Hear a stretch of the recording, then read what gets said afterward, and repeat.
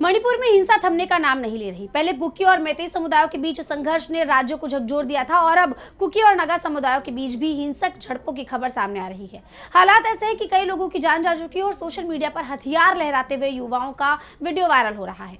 इस बीच कांग्रेस ने एक बार फिर मोदी सरकार को घेरते हुए गंभीर सवाल उठाए हैं। तो क्या है पूरा मामला, देखिए इस रिपोर्ट में। मणिपुर में बढ़ती हिंसा को लेकर कांग्रेस लगातार केंद्र सरकार पर हमलावर है। युवा कांग्रेस नेता उदय भानु चीब ने सोशल मीडिया प्लेटफॉर्म एक्स पर हथियार लहराते हुए युवाओं का एक वीडियो शेयर करते हुए कहा कि मणिपुर में लोकतंत्र नहीं बल्कि हथियारों का राज चलता दिखाई दे रहा है। अपनी पोस्ट में उन्होंने पूर्व प्रधानमंत्री जवाहरलाल नेहरू के भारत माता वाले विचार का जिक्र करते हुए कहा कि भारत माता सिर्फ जमीन नहीं बल्कि इस देश के लोग हैं और मणिपुर भी उसी भारत माता का हिस्सा है। पहले कुकी और मैतेई समुदाय के बीच खाई बढ़ी और अब कुकी और नागा समुदायों के बीच भी तनाव फैल रहा है। मणिपुर के लोग पिछले 3 सालों से हिंसा का दर्द झेल रहे हैं, लेकिन केंद्र सरकार हालात सामान्य करने में नाकाम रही है। बीजेपी के एक मुख्यमंत्री ने कुकी मैतेई 2 समाजों के बीच दुश्मनी की ऐसी खाई खोदी कि वो बढ़ने का नाम ही नहीं ले रही। अब भाजपा के दूसरे मुख्यमंत्री ने नागा कुकी समाज में भी दुश्मनी की आग लगा दी है। आम आदमी सहमा हुआ है, ना जाने कब कहां किसकी नफरतों का शिकार हो जाए, कौन सी भीड़ आकर उसका घर जला दे। आईवाईसी अध्यक्ष ने राहुल गांधी के मणिपुर दौरे का भी जिक्र किया।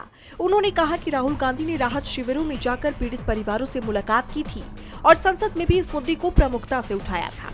साथ ही मोदी सरकार से कई सवाल पूछे थे और अब एक बार फिर ये सवाल पूछ रहे हैं कि जिन युवाओं के हाथों में किताबें, रोजगार होना चाहिए था, उनके हाथों में हथियार क्यों है।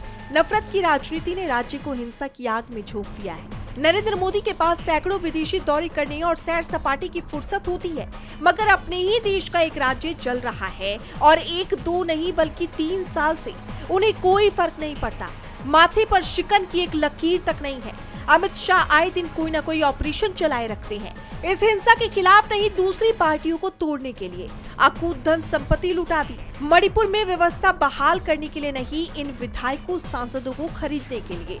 अब देखना ये होगा कि विपक्ष के लगातार बढ़ते हमलों के बीच क्या केंद्र सरकार मणिपुर में स्थायी शांति स्थापित करने के लिए कोई बड़ा और प्रभावी कदम उठाती है, या फिर राज्य के लोग इसी तरह हिंसा और असुरक्षा के साए में जीने को मजबूर रहेंगे।